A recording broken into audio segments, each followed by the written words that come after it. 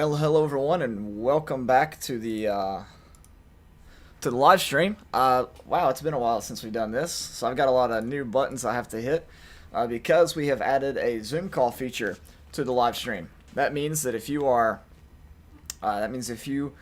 have a laptop or a phone that you watch this on, and you would like to participate in any question and answer sessions that we might have, just email me at danielcr2011@gmail.com, and what I will do is I will add your name to the invite list so that the next time we have a Zoom meeting, you can join in and you'll be able to ask questions live along with everybody else who would like to do that. So for today, we are going to have a few people in the Zoom chat. I hope if everybody can figure out how to work it and how to put the numbers in there and everything. So we'll try to make it easier for everyone going forward, but we got to work with what we got so far.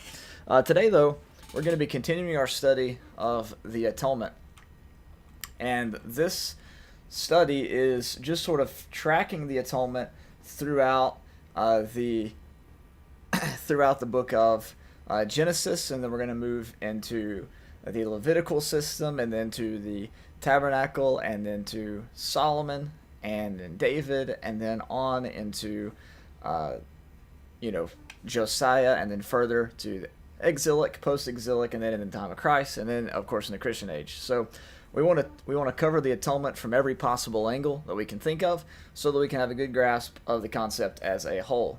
And so for now, we are in Genesis chapter 6, but I want to just remind us of where we've been so far in Genesis chapter 3. In Genesis chapter 3, we pointed out how a lot of people say that a sacrifice was made in Genesis 3:21, but Genesis 3:21 does not provide us with enough information to say one way or the other if an atoning sacrifice was made. All we know is that animals may have given their life to provide skins for Adam and Eve, and that of course is technically a sacrifice, but in the terms of religious blood sacrifice for the purpose of atoning sins, we do not have any information in Genesis 3:21 that took place, or that it did not take place. You cannot make the argument one way or the other. In Genesis chapter 4, we have a similar scenario. Cain and Abel both offer up offerings, and both of the offerings that they offered were in accordance with the future Levitical system.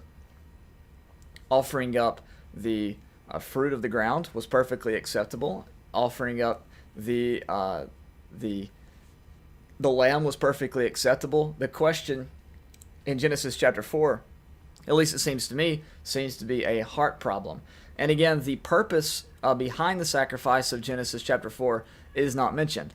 The only information that we're given is that a sacrifice was made. It could be a sacrifice of praise. It could be a sacrifice where they're making a request for the harvest or what have you, a sacrifice of thanksgiving, and it could also be a atoning sacrifice. We're not given enough information in the context to make a decision one way or the other. All that we know is that Abel's sacrifice was made by faith, and Cain's sacrifice was not made by faith, but was most likely one made out of works, or made out of just going through the motions, right? So there's a lot there in Genesis chapter 4.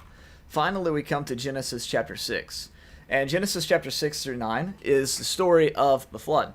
And Genesis chapter 6 through 9 is not a children's story of all these nice little animals going on and off the ark and a rainbow and things like that. Because Genesis chapter 6 through 9 is often depicted as a nice little children's story where all these fluffy animals are on the ark and good old Noah with his long beard is helping them out and all these sorts of things. But Genesis 6 through 9 is a pretty terrifying story if you get right down to it, about apparently the entire world being covered with water, and every single person except for Noah and his immediate family losing their life in that flood. And that would include all of the men, women, and children, and all the animals, and everything along with that, if we take the story of Genesis 6 through 9 in the literal way that we typically do. So if you notice, again, Genesis 6 through 9 is not your children's bedtime story. It's a pretty it's a pretty rough, almost frightening story about the wrath of God. Now, in this story, though, in Genesis chapter 6, Noah is told this in verse 18. He says, I establish my covenant with you, and you shall enter the ark, you and your sons, and your wife, and your sons' wives with you. And of every living thing of all flesh, you shall bring 2 of every kind into the ark, to keep them alive with you. They shall be male and female, of the birds after their kind, and of the animals after their kind, of every creeping thing of the ground after its kind. 2 of every kind will come to you to keep them alive.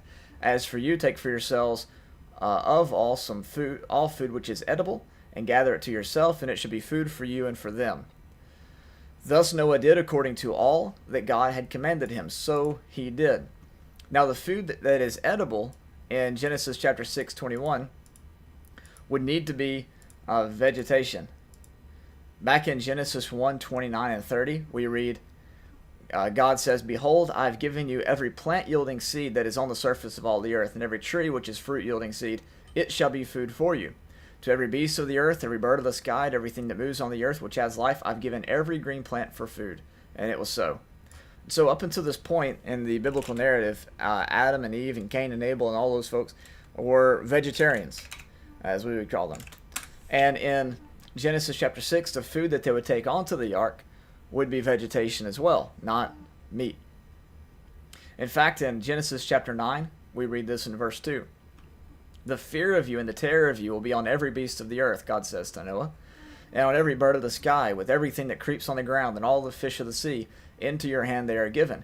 Every morning that every moving thing that is alive shall be food for you. I give all to you, as I gave the green plant. Only you shall not eat flesh with its life, that is blood. So in this passage in Genesis 9:2-4, we read that God allows them to not just eat of the plant that he gave them, but eat of the animals as well. And notice in this passage there is no exception given in this specific context about animals that are good for food versus animals that are not good for food. He simply says that they were given every beast on the earth and every bird of the sky and everything that creeps on the ground and all fish of the sea. And so that's quite different from what we find in the book of Leviticus and in another text that talk about the animals that are clean versus the animals that were unclean. Now the reason why I bring this up about the diet of Noah and his family and of those living in the pre-flood world is because of what's said in Genesis chapter 7. Let's begin in verse 1. Then the Lord said to Noah, Enter the ark, you and all your household, for you alone I have seen to be righteous before me in this time. You shall take with you of every clean animal by sevens, a male and his female, and of the animals that are not clean, 2, a male and his female. Also the birds of the sky by sevens, male and female, to keep offspring alive on the face of all the earth. For after 7 more days I will send rain on the earth, he says, for 40 days and 40 nights, and I'll blot out from the face of the land every living thing that I've made. Now in Genesis 7:1-4, the information presented here is fairly clear. He says you're going to have 7 clean animals, and you're going to have 2 unclean animals. And then you also have 7 birds, as you see here in verse 3. Male and female of each, for the purpose of repopulating the earth, repopulating the land, repopulating the face of the earth. Now, why the clean animals? What makes an animal clean versus what makes an animal unclean? The answer is not in the diet, as we see in as we saw in Genesis chapter 6, in Genesis chapter 1, and in Genesis chapter 9. Up to this point, the people did not depend upon animals for food. They depended upon vegetation for food. The distinction between clean and unclean animals in these passages, therefore, has to do with sacrifice. If you go and you look at Genesis chapter 8 and verse 20, we read this. Noah built an altar to the Lord and took of every clean animal and of every clean bird and offered burnt offerings on the altar. The Lord smelled the soothing aroma, and the Lord said to himself, I will never again curse the ground on the account of men, for the intent of man's heart is evil from youth, and I will never again destroy every living thing as I have done. While the earth remains, seed time and harvest, and cold and heat, and summer and winter, and day and night shall not cease. So Genesis chapter 8, 22 shows us that burnt offerings continued after the flood. There's an obvious burnt offering in Genesis chapter 4, where Abel brings forth part of his flock and offers it before God. I say obvious burnt offering. It doesn't actually say that he burned it here, but you do have this idea of the offering being made, so we can assume that it was a burnt offering in Genesis chapter 4. But in Genesis chapter 8, we have Noah bringing forth burnt offerings on the altar. And notice again, this is before God gave the command in Genesis chapter 9, that allowed them to eat these animals. And so this is something that Noah had apparently been doing prior to the flood. Otherwise, he has no other reason to be doing it here in Genesis chapter 8 and verse 20. No command is given by God to Noah to make this offering. So he seems to be doing this unprompted. Whereas in Genesis chapter 9, now we have the opportunity to eat the food. Here, that opportunity would still be non-existent. So here he takes of every clean animal and of every clean bird, and he offers a burnt offering on the altar. Now I want to point out that the purpose of this burnt offering is not seen. There's no statement here saying that this is a burnt offering offered up for forgiveness. It's not saying that this is a burnt offering offered up for thanksgiving, to thank God for bringing them through the flood. There is no indication about the purpose behind this burnt offering. The word atonement's not used, anything like that. Nothing here is stated concerning the purpose of this burnt offering. Now, there's assumptions that one can make. I think that if God brought me through a flood of this nature, I'd be pretty thankful, and I would want to show my thanks in some way as well. And so we can make some assumptions about the purpose behind Noah offering up the offerings, but we don't have anything in the Bible or otherwise to show conclusively the purpose behind Noah offering up these offerings. And I just want to just bring that to your attention. Now, what we do know is that God accepts this offering. In Genesis chapter 8 and verse 21, we read, "The Lord smelled the soothing aroma, and the Lord said to himself, I'll never again curse the ground on account of men, for the intent of man's heart is evil from his youth, and I'll never again destroy every living thing as I have done." Now, if you recall from Psalm chapter 51, the 51st Psalm, right? In Psalm 51, we read this in verse, let's see. Oh, wait, there it was. Nope, I lost it. Oh, here we go, yes. 16. I had it highlighted there, I just wasn't paying attention. He says, "For you do not delight in sacrifice, otherwise I would give it. You are not pleased with burnt offering. Your sacrifices," there's the word burnt offering there, "your sacrifices of God are a broken spirit, a broken and contrite heart, O God, you will not despise." So what makes God accept a burnt offering? Is it the type of offering that is given? Or is it the attitude that goes behind giving that burnt offering? Do you see the distinction there? It's not about it's not so much about the type of offering that's given. There is no law code that we're given here in Genesis chapter 1 through 9 to show us what should be offered versus what shouldn't be offered. The thing that mattered was their attitude going into it. As we saw there, a broken spirit in Psalm chapter 51. Now, another passage that comes to mind is Isaiah chapter 1 and verse 11. He says, "What are your multiplied sacrifices to me, says the Lord? I've had enough of burnt offerings of rams and of fat of fed cattle, and I take no pleasure in the blood of bulls, lambs, or goats. When you come to appear before me, who requires of you this trampling my courts? Bring your worthless offerings no longer. Incense is an abomination to me. New moon and Sabbath, the calling of assemblies. I cannot endure iniquity and the solemn assembly. I hate your new moon festivals and your appointed feasts. They become a burden to me. I am weary of bearing them." What's the problem? Their problem is, they're going through the motions of offering up these offerings, but he says your hands are covered with blood.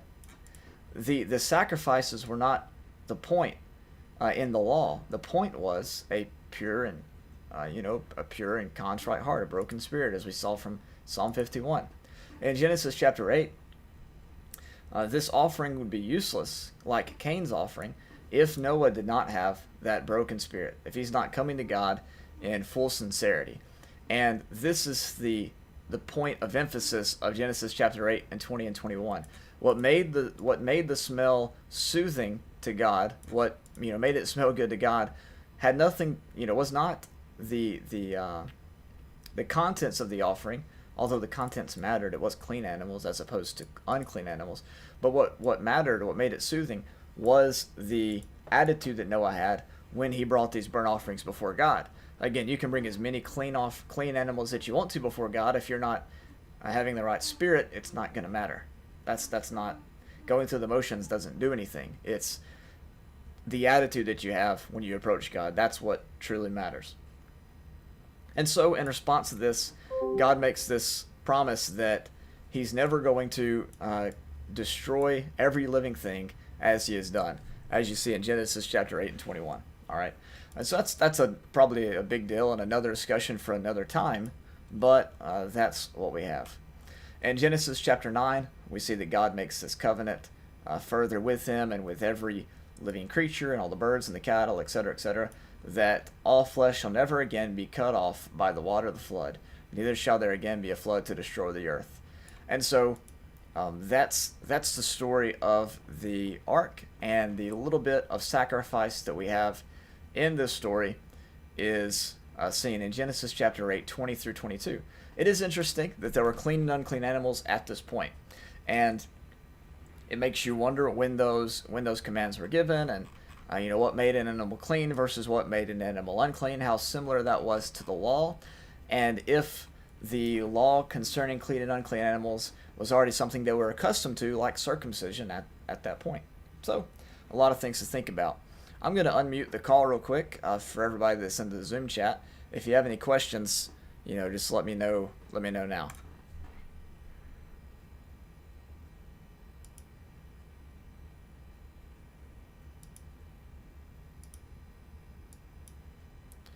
Anybody? Any questions? Anybody? All right. I don't think that I. Oh wait. Let's see. There we go. Anybody have any questions? All right. In that case, I'll go ahead and cut the Zoom call off, or cut the live stream off, cut everything else off, and I will see y'all on Wednesday night. We'll be covering James. Just be back here. Feel free to email me to get the Zoom link, and you can come in and ask questions and participate as well. Have a good evening, and God bless.